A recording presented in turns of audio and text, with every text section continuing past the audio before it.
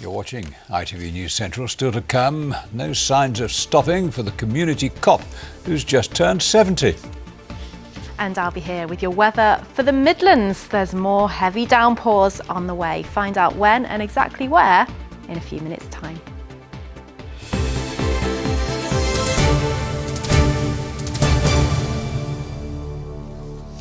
Figures show that year on year, the number of people with allergies is rising. According to the campaign group Allergy UK, up to 50% of children are now being diagnosed with an allergic condition. And now two mothers with different stories want to highlight the dangers of severe allergies and the problems that families face trying to manage them. It's part of a tour of schools to encourage testing for those who might be at risk. Olivia Patterson reports. Wrong way. For Kerry Azar and her daughter Amira, mealtimes can be a minefield. Amira's allergic to milk, eggs, nuts, sesame and sunflower seed. Her first ever taste of solid food resulted in acute eczema and a week in hospital. Getting it wrong has potentially life-threatening consequences. If her breathing is compromised or her consciousness level is compromised, we would have to give her the EpiPen and phone for an ambulance straight away. Anaphylaxis is serious. 20 people die in the UK every year, and I don't want her to be a statistic. Amira's allergies have developed slowly over the years, meaning Kerry can buy food accordingly. You find lots of the flavoured crisps contain milk, so smoky bacon, roast chicken, cheese and onion contain milk, and she wouldn't be able to have those. But occasionally reactions come without warning. 9-year-old Hayden Williams died in 2011. He had a heart attack after eating peanuts in his cereal. He'd not shown signs of a nut allergy before. A reaction so sudden and so severe is very rare, but Hayden's mum wants to make parents aware of the possibility, however small. As far as we know, nothing could have been done to save Hayden when it happened. But it doesn't mean we can't go on now to save other people's lives by using his example. She's touring schools with ITV doctor Hilary Jones to encourage testing for those who might be at risk. And it's about testing people who have asthma and whose symptoms are deteriorating, becoming more frequent or more severe, or people who've had severe allergic reactions in the past. And potentially this could prevent further severe reactions, including anaphylaxis, which is a life-threatening condition. Kerry runs support groups for parents dealing with allergies. She says simple advice on recipes can be a real help.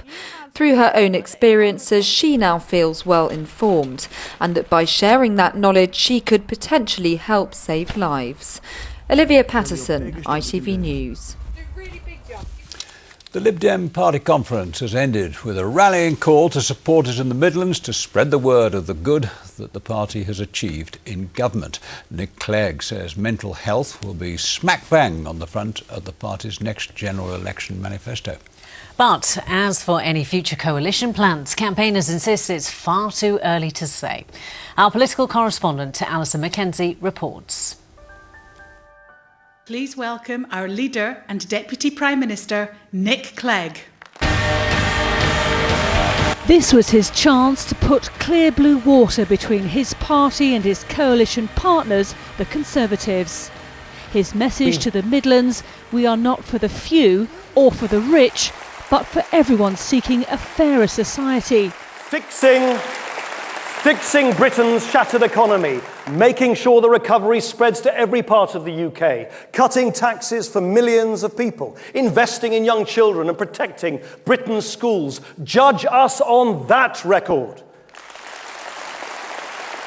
And the headline announcement today: from next April, waiting time targets for the treatment of mental health. No longer a Cinderella service. Labour introduced waiting times in physical health. We will do the same for the many people struggling with conditions that you often can't see, that we often don't talk about, but which are just as serious. So if you are waiting for talking therapies to help you with your depression, you will be seen within 6 weeks, 18 weeks at an absolute maximum, just as if you are waiting for an operation on your hip. No doubting his enthusiasm, but will it translate into more votes? Will people remember the broken promise on tuition fees? Liz Lynn is the former MEP for the West Midlands. We've no idea what's going to happen. We're going to be Nick said in his Fitness classes are often associated with the younger generation, but now a new scheme is seeing them being introduced in residential care homes across the Midlands. They're run by a social enterprise called Oomph, and they're helping older people keep fit and active, as well as giving them chances to socialise and spend time together. Lauren Hall has been to see one group in action. Tap, tap, clap, clap, tap, tap. Getting together for a workout. The residents of this care home are taking part in a new initiative, which has been designed for the older community to promote health and well-being. Pack up your troubles in your old kit bag and smile, smile, smile. The sessions are run by the social enterprise Oomph. Those taking part stay sitting down for an hour of exercise to music, which includes some of their favourite songs. These sessions run 3 times a week and are taking place all over the country. And it's not just about keeping fit, it's also about having fun. Punch, punch.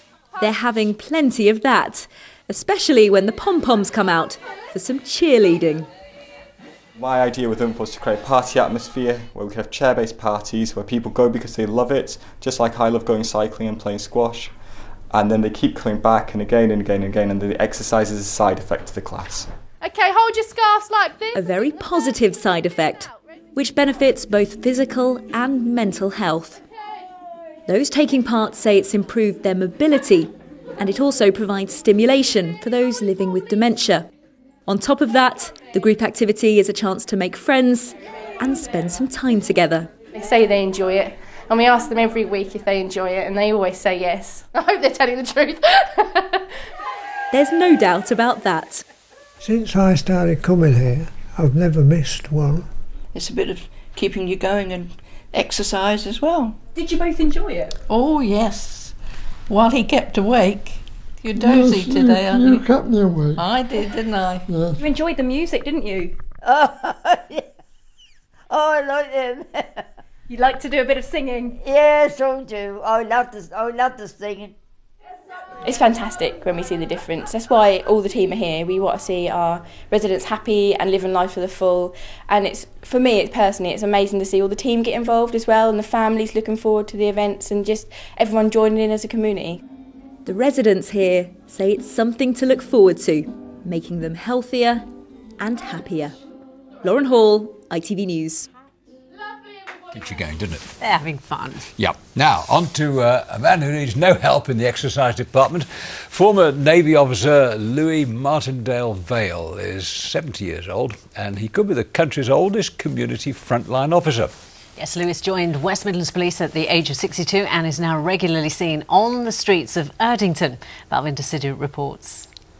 A familiar face on the streets of Erdington High Street in Birmingham. Meet PCSO Louis Martindale-Vale. At the age of 70, he could be Britain's oldest police community support officer. I think a lot of people my age should look at themselves and think, well, if they're fit enough, good enough, they've got 70 years of experience in their life to plough back into the community. Yeah, I've got a shoplifter detained in the office. OK, are they compliant? Lewis's job regularly involves dealing with criminals, including shoplifters, but he says he isn't afraid. I'm very lucky. I've done quite a bit of boxing and martial arts in my life. I'm very fit for my age. I still do a lot of mountaineering. And if a situation gets out of hand, I can't deal with it. I can run pretty fast. From 17 to 70, Lewis has been working for more than 5 decades. Driving, blood transfusion service, grave digging was part of it. Groundsman at a golf course, 207 I joined. Thinking I was too old at 62, but obviously not. And I still enjoy the job. Reassuring the public and being on hand to give advice is all part of a day's work. 90%, 99% love me to bits. They call me Mr. Mackay from Porridge. Can't understand why. Many look forward to an early retirement, but not Lewis. He looks forward to patrolling the streets of Birmingham. Balvinda Sidhu for ITV News. Revels in being called Mr. Mackay. I love that. Wow. Anyway. He's how long he's been on the beat now? 30 odd years? A very, very long time. I mean, I suppose when you get to that age, you've got a choice. You either go and play golf or you You carry on doing what you do. Carry on doing what you're doing. Yeah, well, I think he'll do that for many years to come. So, now, just before we get the weather, a lovely story on our website, and one certainly lots of parents will relate to. A father and daughter from Leicester have become worldwide internet stars after posting a video of them singing "Let It Go." It's the classic theme from the film Frozen. It's had more than 20 million views in just 3 days. And if you want to see it and indeed hear it in full effect, then go to our website, itv.com/central. Great. Let it go, eh? Right. Let it go. Hopefully, no ice on the way just yet. Let's take a look at the weather forecast for the next 24 hours. Here's Lucy Kine.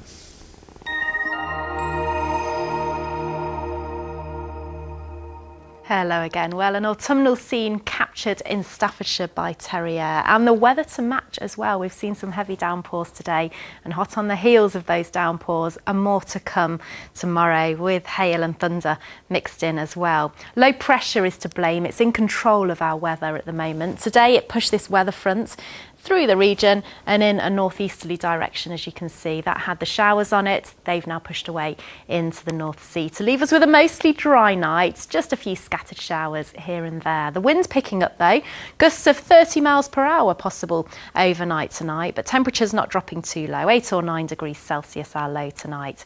So we start tomorrow with the potential for some 1 or 2 bright spells, but it won't take long for the showers to get going. And tomorrow they're going to be heavy once again, with that risk of hail and thunder too as we move into the afternoon. These are spreading in an easterly direction, so don't leave home without your brolly tomorrow. Temperatures reaching 14 or 15 degrees Celsius, and it will remain breezy too.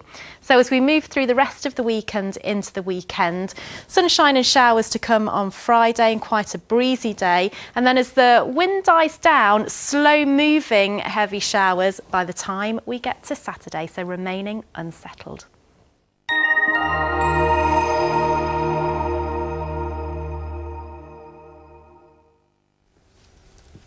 And just before we go, a reminder of tonight's top stories on ITV News Central.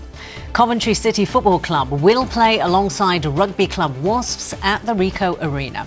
Wasps is now part owner of the stadium after they bought the City Council's 50% share of the business.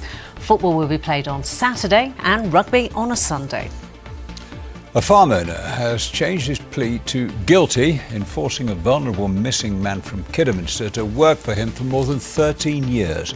David Daniel Doran, seen here on the right, had been on trial at Cardiff Crown Court on a compulsory labour charge. And Trentham Hall near Stoke-on-Trent has been named as one of the top 10 most endangered buildings in a 2014 list by the Victorian Society. The owners of the building have revealed plans to restore it as a number of cottages. And that's our lot for the moment. We're back tomorrow at the usual time. From Sam, from me, for all the team. Have a pleasant evening. Bye-bye. Bye-bye.